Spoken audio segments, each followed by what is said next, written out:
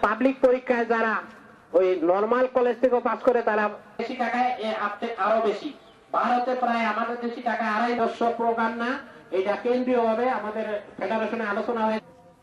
তখন আমরা মাননীয় প্রধানমন্ত্রীর কাছে শিক্ষক সমিতি ফেডারেশন এখান থেকে সিদ্ধান্ত হয়েছে যে আমাদের এক দফা আন্দোলন শুরু হবে। সেই হওয়ার জন্য ধন্যবাদ জানাচ্ছি এবং পরবর্তীতে বিভিন্ন বক্তা এক্সিট রেখে আন্দোলনে যেতে হয় যে আমি আন্দোলন থেকে কি পেলাম। শিক্ষাঙ্গনে শান্তি বজায় রাখতে চাই।